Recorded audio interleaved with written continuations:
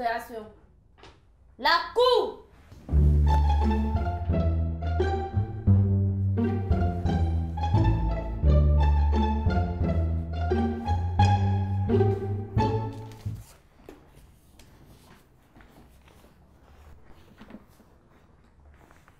Asseyez-vous s'il vous plaît.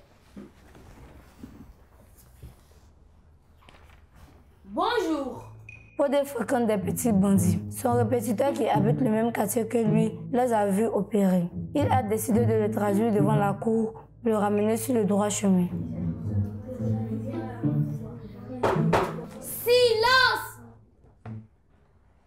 Podé est appelé à rejoindre la barre.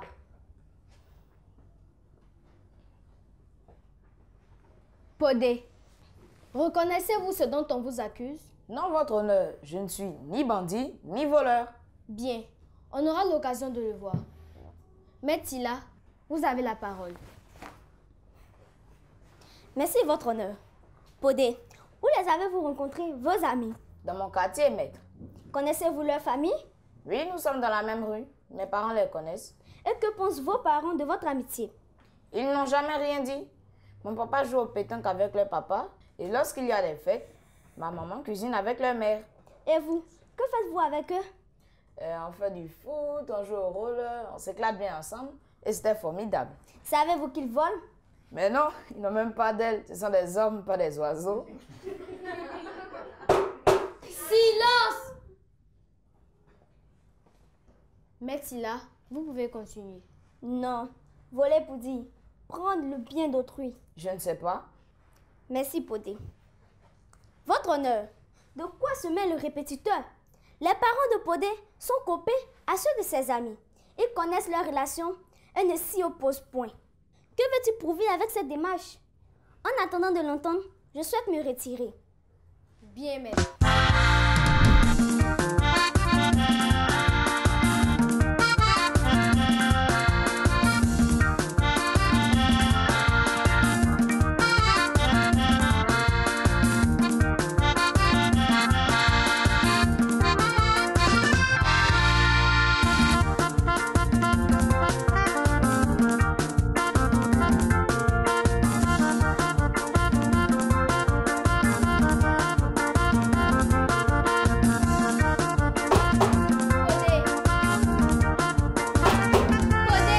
Excusez-moi, votre honneur. Jeune homme, nous ne sommes pas dans une cour de récréation. Maître Maï, l'accusé est à vous. Merci, votre honneur. Podé, vous n'avez jamais entendu de plainte d'objets pris par vos amis? Dites la vérité. Quel genre d'objet? De l'argent? De l'argent? Mais nous sommes des enfants.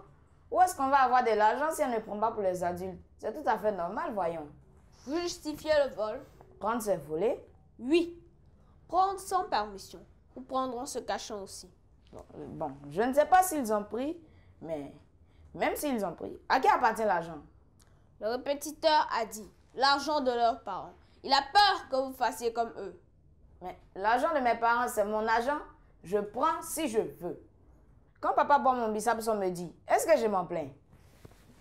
Le répétiteur vous a surpris en train de voler des bonbons dans la boutique il y a quelques jours. Le boutiquier n'a jamais de monnaie. Parfois, il gâte ta monnaie. Le lendemain, il dit ne plus s'en souvenir. Nous avons pris notre dû. On n'a rien volé. Nous sommes comme Zoro le justicier masqué. Nous reprenons ce qu'on nous a volé. Votre honneur, Podé ne reconnaît pas ses fautes. Il justifie son acte d'ailleurs. Il se croit dans un dessin animé avec son gang.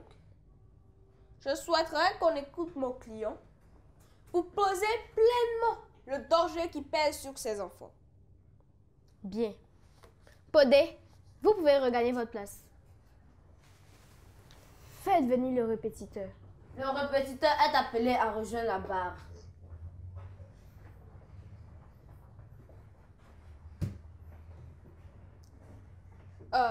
Monsieur le répétiteur, qu'est-ce que vous avez remarqué chez Podé pour que vous le traduisiez à la cour?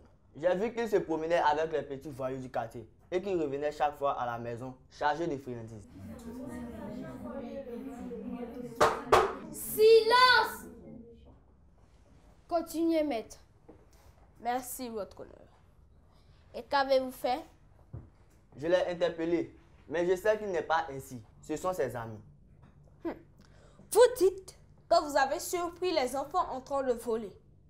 Vous avez interpellé votre élève en vain, c'est cela? Exactement.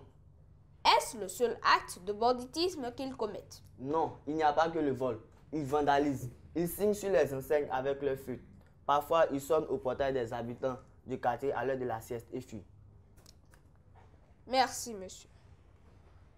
Votre honneur, les enfants s'amusent à faire du mal aux autres. Si on ne les interpelle pas plus tôt, nous en payerons les lourds frais plus tard. Ce sera tout pour moi. Bien, maître Maï. Oui, maître Silla, qu'y a-t-il? Votre honneur, j'ai une petite question pour le répétiteur. Impatiente, nous venions justement à vous. Allez-y. Merci, votre honneur. Monsieur le répétiteur, durant votre enfance, n'avez-vous jamais volé ou emmerdé les voisins? Mais ce n'est pas parce que je l'ai fait que c'est la bonne attitude. Mais c'est tout cela l'enfance. On s'amuse, on apprend. Laissez les enfants imiter les héros de dessins animés. Mon client n'est pas un délinquant. Et même si l'on se promène avec des délinquants, on ne devient pas forcément un délinquant. On peut même leur servir d'exemple. J'en ai terminé. Bien, maître. S'il n'y a plus d'autres interventions, et vous? Bien. Monsieur le répétiteur, regagnez votre place, s'il vous plaît. La séance est suspendue pour préparer le verdict.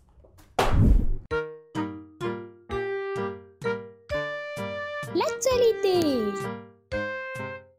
Hello chers amis et bienvenue dans votre rubrique Exploration. Aujourd'hui, nous parlerons d'un jeu nommé Ma grand-mère avait mal au rein. Réservé en général aux plus petits, le jeu Ma grand-mère avait mal au rein est un moyen de faire connaître entre autres l'emplacement des parties du corps aux enfants. La partie devient ardue lorsque la chanson du jeu est mise en sourdine. Il faut ainsi retenir chaque geste au moment donné de la chanson exécutée auparavant. C'est donc la chanson qui fait le jeu. Découvrons-la. Ma grand-mère avait mal au rein. Ma grand-mère avait mal au rein. C'est ce que le docteur a dit. C'est ce que le docteur a dit. Youpi, youpa, youpi, aou. Youpi, youpa, youpi, aou. Ce matin à 6h30. Ce matin à 6h30, nous prenons le petit déjeuner. Nous prenons le petit déjeuner. Youpi, youpa, youpi, aou. Youpi, youpa, youpi, aou.